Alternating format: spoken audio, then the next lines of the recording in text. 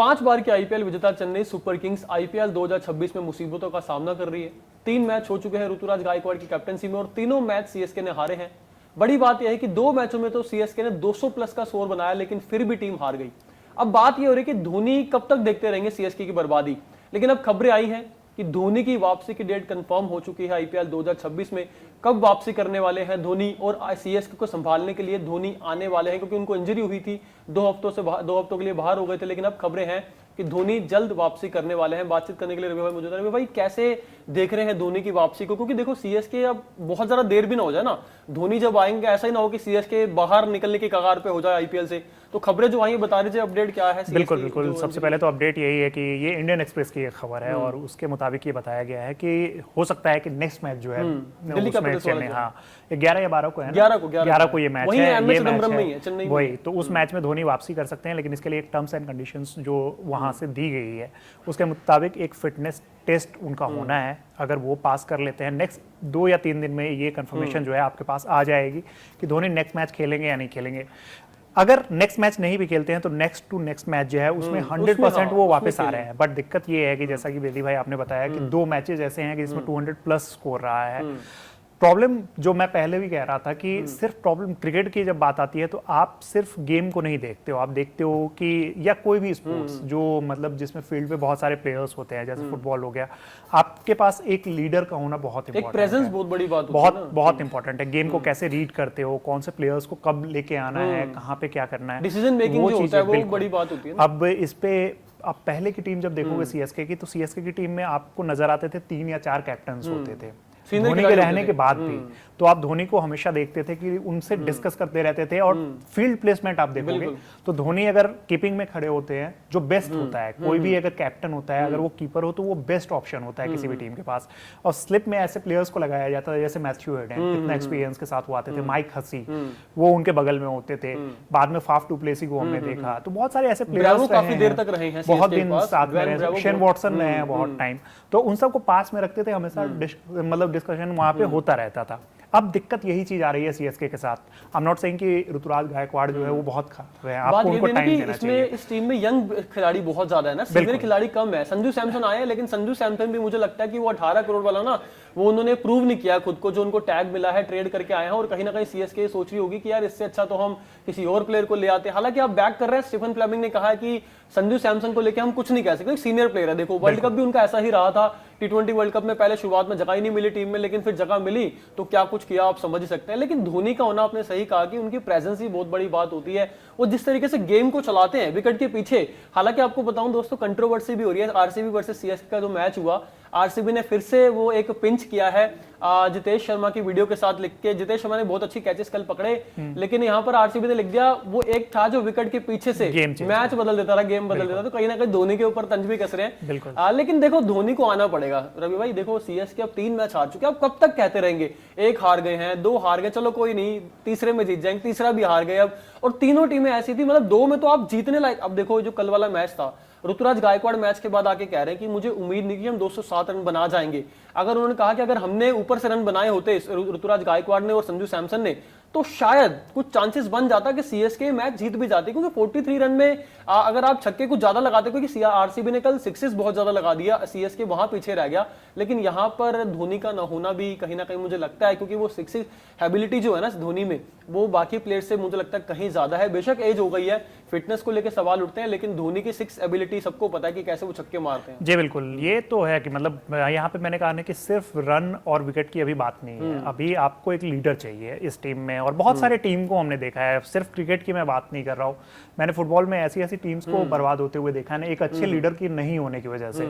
आपके पास सबसे recent example Manchester United का है, वो इतनी बेहतरीन, अभी भी उनके पास अच्छे प्लेयर्स है, बट उनके पास एक अच्छा लीडर नहीं है, तो वो टीम जो है कहीं ना कहीं वहां पे सफर करती है। तो गेम में जब आपके पास एक अच्छा लीडर होता है तो वहां पे, और धोनी को इसीलिए खिलाया जा रहा है, धोनी के पीछे ये फ्रेंचाइज 44-45 साल की उनकी उम्र हो चुकी है। मैंने कई बार बात की है, रिफ्लेक्सेस की आपकी बात होती है कि आपके रिफ्लेक्सेस जो है एक सर्टेन एज के बाद जो है बहुत चीजें आपको देखनी होती है। आपके जो पेसर्स हैं वो 150 की स्पीड से बॉल डाल रहे हैं, आपको विकेट कीपिंग करनी है, विकेट कीपिंग के अलावा आप कुछ और नहीं कर सकते हो, आप ग्राउंड में नहीं फील्डिंग कर सकते, आउटफील्ड में नहीं हो सकते हो। तो जब आप विकेट कीपिंग करते हो तो आपको वैसे बॉल को भी पकड़ना है, फिर स्पिनर्स के लिए आपको विकेट के आगे आके रहना है। अभी भी कमाल के उनके हालांकि reflexes देखो हैं। रवि भाई, जिस तरीके से पिछले साल हमने जो चीजें देखी थी, और पिछले साल भी मतलब एज ऐसा नहीं था कि कम थी, 43 एज थी और इस बार 44 के हो गए। 43 की उम्र में भी उन्होंने बहुत चीजें करके दिखाई थी। पिछले सीजन बात हो रही थी जबकि इतने तेज हाथ है उनके, इतनी तेज निगाहें हैं कि भाई तुरंत पलक झपकती वो स्टंप कर देते हैं, कैच पकड़ लेते हैं। लेकिन यहाँ पर वही बात है ना कि धोनी की प्रेजेंस ही नहीं आ रही ना, गैर मौजूदगी में धोनी की आपने तीनों मैच गवा दिए। और जब मैंने देखा इतिहास है सीएसके का, जब धोनी नहीं खेले और धोनी की गैर मौजूदगी में 200 प्लस रन बनाकर ये हार गए।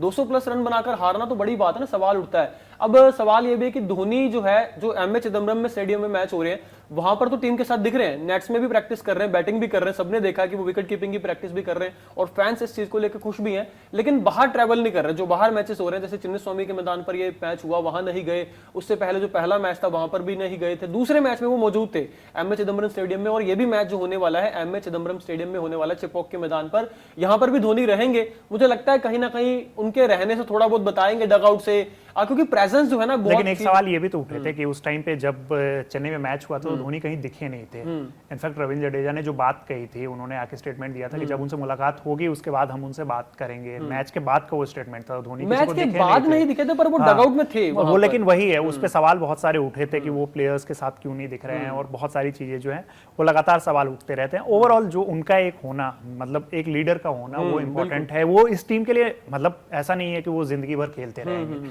शायद ये सीजन जो है वो आखिरी हो सकता है। एक बात ना ऋतुराज की भी नहीं समझ आ रही है, आप कब तक यार आप ना बैटिंग कर पा रहे हो ना कैप्टनसी आपसे हो रही है। 7 मैच पिछले उठा के देख लो, सीएसके की कप्तानी इन्होंने की है, 7 मैच सीएसके ने हारे हैं। जबकि आप रजत पाटीदार को देखो, उन्होंने 8 मैच लगातार एज अ कैप्टन जीते हैं आरसीबी की कप्तानी करते हुए। अब ऋतुराज गायकवाड़, अब देखो कैप्टनसी भी ऐसे नहीं मिली ऋतुराज गायकवाड़ को, भाई कुछ अच्छा आप करके आए हो सीएसके में तभी आपको कैप्टनसी दी है ना, अदरवाइज इतने प्लेयर थे। संजू सैमसन को कप्तान बना के ले आते, बात भी हुई थी, उन्होंने खुद ही बताया कि 3 साल पहले जब संजू से मेरी बात हुई थी, संजू ने कहा कि मैं आपकी कप्तानी नहीं छीनना चाहता, आप उस टीम को लीड कर रहे हो, आप करो, इसलिए मैं नहीं आ रहा था। लेकिन अब जब आए हैं, अब ऋतुराज गायकवाड़ भाई कैप्टनसी जब से मिली है अपनी जिम्मेदारी भूल गए हैं, ऊपर से रन ही नहीं बना रहे। 3 मैच हो चुके, 3 मैचों में रन बता रहे हो, इनके 50 रन भी नहीं है। लेकिन आरसीबी से हम कंपेयर इसलिए नहीं कर सकते हैं ना। अब एक चीज आपको देखना होगा, चेन्नई जो है, चेन्नई और मुंबई आईपीएल की मोस्ट सक्सेसफुल टीम्स हैं, 5-5 ट्रॉफीज है। आपके ऊपर जब आप आते हो उस जर्सी के साथ, वो जर्सी आप जब पहनते हो तो आपके ऊपर एक जो है अलग तरीके का प्रेशर होता है।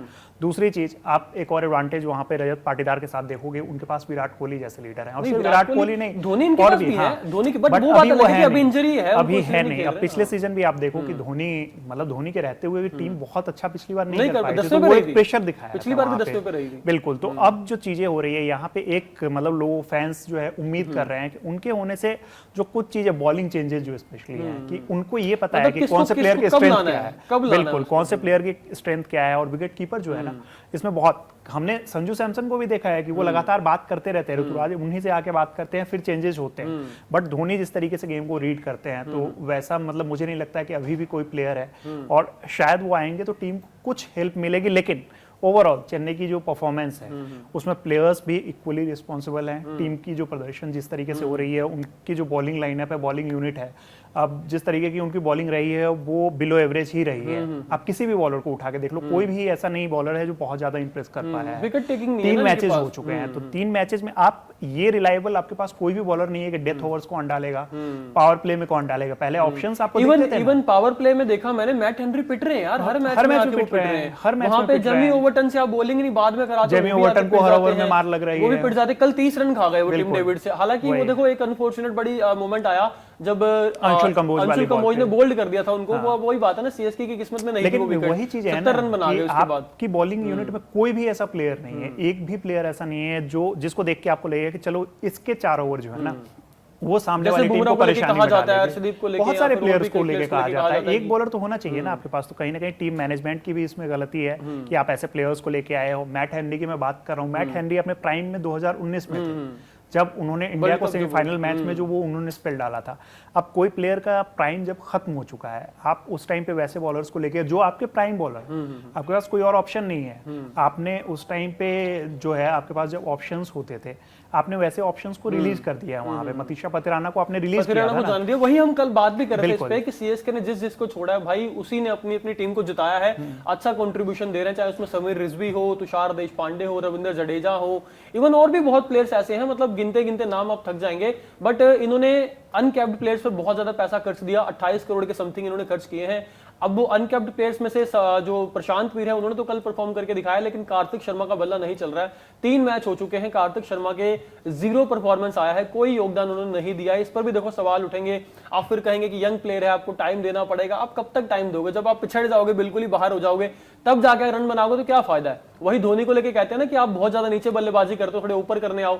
जब सारा कुछ खत्म हो जाता है तब बल्लेबाजी करने आता, तो वही बात है, जब फॉर्म पकड़ेंगे तब सीएसके बाहर होने की कगार पे होगी। तो फिर ऐसा नहीं होता ना, आपको देखो जिम्मेदारी समझनी पड़ेगी। और ऋतुराज गायकवाड़ मुझे लगता है उनको ना खुद भी रिस्पॉन्सिबिलिटी लेनी पड़ेगी। आप जवाबदेही जब कैप्टन की नहीं होगी तो आप प्लेयर से कैसे पूछोगे कि भाई आपने परफॉर्म नहीं किया? अब कल वो आके कह रहे हैं कि मैं हैरान हो गया था कि 207 रन हमने बना दिए, मतलब उनको अपने प्लेयर्स पे भरोसा ही नहीं है। इसमें बताइए रवि भाई, जो उन्होंने बोला कि मुझे नहीं, क्योंकि एक चीज है ना कि वो सरप्राइज इसलिए कह रहे होंगे क्योंकि शुरुआती विकेट्स गिरे थे, फिर सरफराज ने जिस तरीके की बैटिंग की। आप ये प्लेयर जो है जिसको ट्रेड में अभी भी याद है कि फर्स्ट राउंड में वो अनसोल्ड गए थे, लगातार वो अनसोल्ड जा रहे थे, वो प्लेयर आके अब आपका बेस्ट प्लेयर बन रहा है। अब आप रीजंस गिना रहे हो कि हमारे पास डेवाल्ड ब्रेविस नहीं है, अब आप कह रहे हो कि हमारे पास उस तरीके के बॉलर नहीं है, नाथन एलिस इंजर्ड हो गए हैं।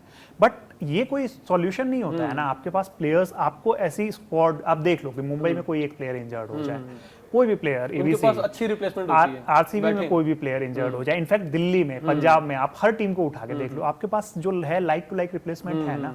आरसीबी में देख लो, जैकब बेथल को खेलने का मौका नहीं मिल पा रहा है, तो उन्होंने एक टीम बनाई, एक यूनिट बनाई। जैकब डफी अच्छी बॉलिंग कर रहे हैं, कल तो चलो सारे बॉलर पिटे हैं, कल तो वहां पे पिच ही ऐसी थी, लेकिन जैकब डफी जोश हेजलवुड की जगह जो गैर मौजूदगी वो मतलब उनको महसूस नहीं होने दे रहे कि हेजलवुड हमारे पास नहीं है। ऐसा ही देखो सीएसके के पास भी होना चाहिए। अगर नेथन एलिस नहीं है तो वहां पर जेमी ओवरटन को, मैट हेनरी को जिम्मेदारी लेनी चाहिए कि भाई चलो ठीक है वो नहीं है, हम आपके लिए अच्छी बॉलिंग करेंगे, लेकिन वो नहीं हो पा रही है। और कहीं ना कहीं इसमें कप्तान का भी रोल है, क्योंकि कप्तान एक डिसीजन मेकिंग जो होती है ना, आप फैसले किस तरीके से ले पा रहे हो, आप लीडरशिप स्किल कैसी है, वहां पे भी सीएसके फंस रहा है। लेकिन धोनी की जल्द वापसी अब होने वाली, जैसे हमने बताया कि 2 दिन में, इंडियन एक्सप्रेस की जो रिपोर्ट है, 2 दिन में उनका फिटनेस टेस्ट होगा।